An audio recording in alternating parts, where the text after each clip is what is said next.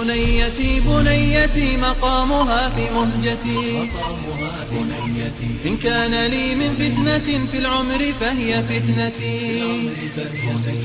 يا فتنة خلابة منحتها محبتي فكلها نحمده ونصلي على رسوله الكريم أما بعد মেয়ে সন্তান মা বাবার জন্য এক মূর্তিমান কল্যাণের নাম। মেয়ে সন্তান আসে মা বাবার জন্য জান্নাতের সুসংবাদ নিয়ে, জাহান্নাম থেকে মুক্তির পয়গাম নিয়ে, পরিবারের সবার জন্য রহমতের বার্তা নিয়ে। পবিত্র কুরআন কন্যা সন্তানের আগমনকে সুসংবাদ বলে আখ্যায়িত করেছে। ওয়া ইযা বুশিরা আহাদুহুম বিল উনসা, তাদের কাউকে যখন কন্যা সন্তান জন্মের সুসংবাদ দেওয়া হয়। সাহিহ মুসলিমে বর্ণিত হয়েছে, রাসূল সাল্লাল্লাহু আলাইহি ওয়াসাল্লাম ইরশাদ করেন, মানি বিতুলিয়া মিনাল বানাতি বিশাইইন ফাআহসানা ইলাইহিন্না কুন্না লাহু সিত্রাম মিনান নার, যে ব্যক্তিকে কন্যা সন্তান লালন পালনের দায়িত্ব দেওয়া হয়েছে এবং সে যথার্থভাবে এই দায়িত্ব আদায় করেছে, তবে এই কন্যাগুলো তার জন্য জাহান্নামের পথের প্রতিবন্ধক হবে।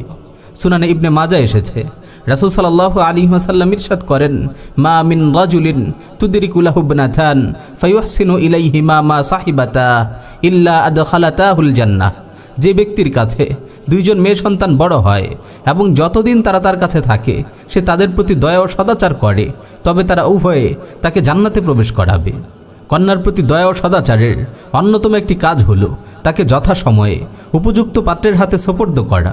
বিয়ের প্রস্তাব নিয়ে আসা যুবকদের যথাযথভাবে যাচাই করার দায়িত্বটি মেয়ের মা বাবা ও অভিভাবকের উপর বর্তায়। তারা বিভিন্ন মাধ্যমে ছেলের ব্যাপারে খোঁজ খবর করবেন, তার এলাকার মসজিদের ইমাম ও মুয়াজ্জিনের সঙ্গে পরামর্শ করবেন, তার প্রতিবেশীদের সাথে কথা বলে তার চরিত্র সম্বন্ধে স্পষ্ট একটি ধারণা লাভ করার চেষ্টা করবেন। মোট কথা, কলিজার টুকরো সন্তানকে কার হাতে তুলে দিচ্ছেন, অভিভাবক তা অবশ্যই যথাসম্ভব নিশ্চিত হয়ে নেবেন, অন্যথায় তার জিম্মাদারি আদায় হবে না। হাসান বসরি রাহিমাহুল্লাহ বলেন, যে ব্যক্তি তার অধীনস্থ কোনো মেয়েকে ফাসেকের সাথে বিয়ে দিল, সে যেন তাকে নিজ হাতে কেটে টুকরো টুকরো করল। কার হাতে তুলে দেবেন আপনার আদরের দুলালিকে? বর নির্বাচনের ব্যাপারে সঠিক ধারণার অভাব রয়েছে আমাদের সমাজে। তাই বরের প্রশ্ন উঠলেই যেই কথাগুলো প্রথমে জিজ্ঞেস করা হয় তা হলো, ছেলে কি করে, তার বেতন কত? এই কারণে শুধু 2-3টি নয়, 10-10টি পর্যন্ত প্রস্তাব ফিরিয়ে দেওয়া হয়। অথচ রাসূল সাল্লাল্লাহু আলাইহি ওয়াসাল্লাম বলেছেন, ইযা আতাকুম মান তারদাউনা খুলুকাহু ওয়া দীনাহু ফাযাওবিজুহু ইল্লা তাফআলুহু তাকুন ফিতনাতুন ফিল আরদি ওয়া ফাসাদুন আরিদ, যার দিনদারি ও নৈতিক চরিত্রের ব্যাপারে তোমরা সন্তুষ্ট, সে যদি তোমাদের কাছে বিয়ের প্রস্তাব নিয়ে আসে তবে তার সাথে বিয়ে দিয়ে দাও, অন্যথায় পৃথিবীতে ফিতনা ও বিশৃঙ্খলা ছড়িয়ে পড়বে। সম্মানিত অভিভাবক, সাবধান, উপযুক্ত পাত্র পাওয়ার পর কোনো বাহানায় মেয়ের বিয়েতে দেরি করবেন না। বালেগ হওয়ার পর যত তাড়াতাড়ি সম্ভব মেয়েকে পাত্রস্থ করুন, আর বর নির্বাচনে সুন্নাহর এই মূলনীতি মেনে চলুন।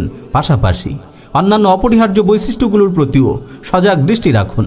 ইনশাআল্লাহ কন্যার প্রতি আপনার জিম্মাদারি আদায় হবে, আপনার মেয়ে জীবনে সুখী হবে, আপনি আল্লাহর কাছে আপনার প্রতিশ্রুত জান্নাত লাভ করবেন। জনৈক মা শেখ আব্দুল আজিজ বিন বাজ রাহিমাহুল্লাহকে জিজ্ঞেস করেন, মেয়ের জন্য আমরা কেমন পাত্র নির্বাচন করব? শেখ ছিলেন খুবই দূরদর্শী ও প্রজ্ঞাবান ব্যক্তিত্ব।